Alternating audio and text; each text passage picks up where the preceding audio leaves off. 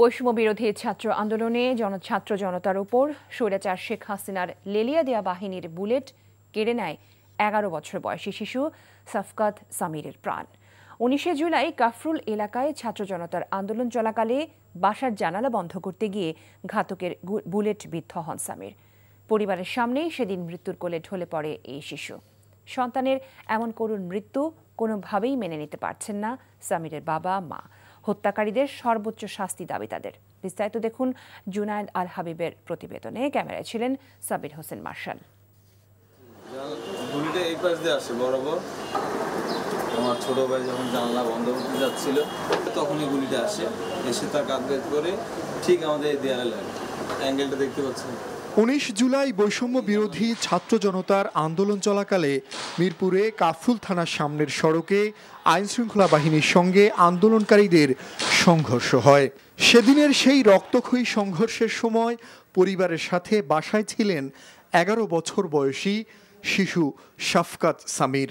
সেদিন বাসায় থেকেও স্বৈরাচারের বুলেট থেকে রক্ষা পায়নি নিরপরাধ শিশুটি। ক্ষমতার মোহে উন্মাদ হয়ে যাওয়া শেখ হাসিনার লেলিয়ে দেওয়া বাহিনীর এলোপাতারি গুলি সেদিন সামিরদের বাসার জানালা ভেদ করে তার মাথায় আঘাত হানে। মায়ের চোখের সামনে মুহূর্তেই মৃত্যুর কোলে ঢলে পড়ে শিশু সামির। আমার ছেলের রক্ত আমার শরীরে 2টা দিন ছিল।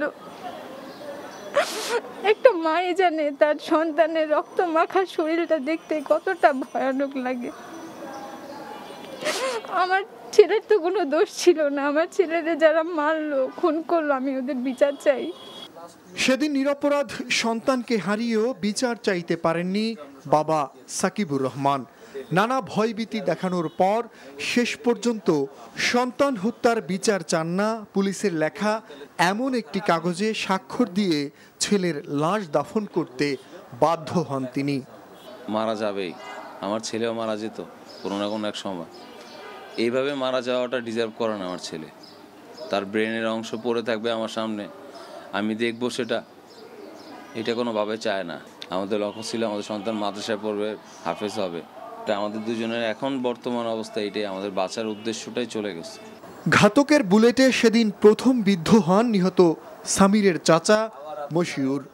ভাগ্যক্রমে মশিউর বেঁচে গেলেও চোখের সামনে প্রাণ হারায় ভাতিজা সামির। আমার এদিকে লাগা আমার ভাতিজার গায়ে পরে গুলিটা লাগে আর কি। তো যখন আমি তো বুঝিনি যে কার গায়ে কেমনে হয়েছে, আওয়াজটা হই নাই। আমি যখন দাঁড়াইছি সুন্দর মতো দেখি যে আমার ছোট বোন আছে, সে চিল্লায় উঠছে সামিরকে, সামিরের নাম দেওয়া চিল্লায় উঠছে। তো আমি পরে নিচে দেখা দিই যে সামির নিচে পড়ে গেছে, নিচে পড়ে গেছে আর ওর মাথার থেকে পুরো রক্ত দিয়া এই পুরো মেঝে পড়ে গেছে। মাতৃভূমির মুক্তির জন্য সামিরদের এই আত্মত্যাগ যেন আমরা ভুলে না যাই, সেই দাবি প্রিয়জন হারানো পরিবারগুলোর। জুনায়েদ আল হাবিব, NTV নিউজ, ঢাকা।